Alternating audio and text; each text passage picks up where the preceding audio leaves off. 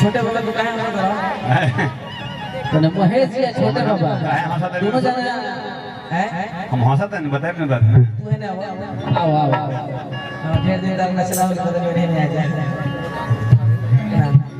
अब महेश जी तू है नहीं आ जाए दोनों जाना कहता कुछ करे के देखे तनी यो प्रोग्राम हिट हो जाओ माने YouTube पर हां तनी नहीं महेश जी तू झाल बजे आ ई नची है ढेर दिन हो गए माने अब बाबा के देख देख झाल तहार कैसन बा अब बाबा का डांस देखत सब अब तो वैसे प्रचलित पड़े बाबा का कहे कि बाबा ये कैसे लाती भाई झाल बजा के पूरा मार्केट घूम गई आ सोना के मुझे हमने के अपना नहीं है कि वही लगी इधर ना अरे किधर धवा उड़ावा अरे भाव आई छपरा लगा से उसको करिया लो देखो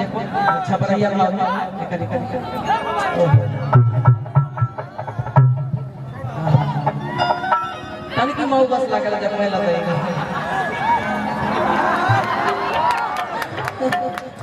सब साथ ठीक लगता है मोचिया दिन बंद बाप रेड रेड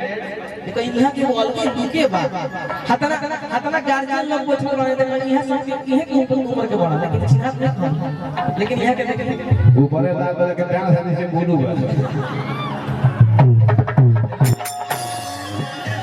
रुक जा अभी जंगल में बीच जाए अरे किधर धावा पूरा अरे भगवान कौना कोई बजट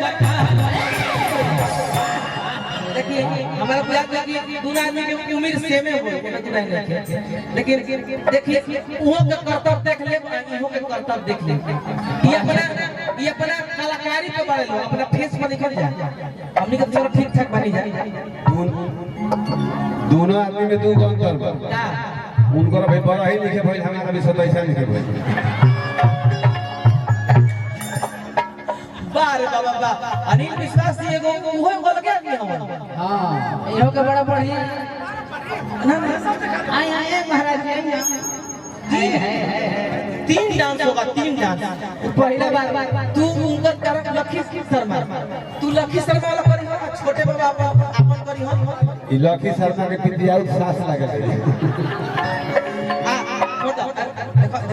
चढ़ी बना तो पता निकल लगे देखा तो है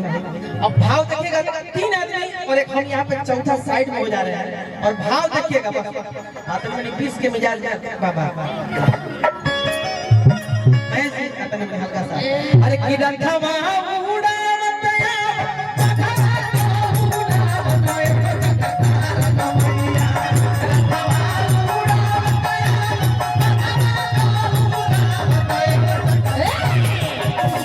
कैसे नाचती है रे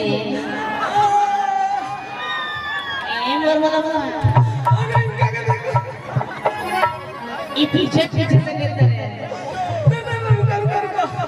तू डांस करी मिजाज जा अपन अब तू अपन हंसा उहे रखी अन्नी हंसा नीक लगी बे तो लोग प्यारा में खाती हम मारी ला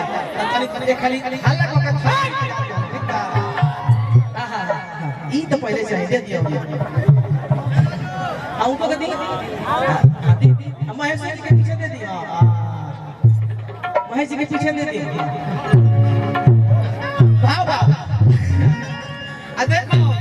अपने में लखे तो रखे करियर फोन निकल देंगे अरे किधर धवा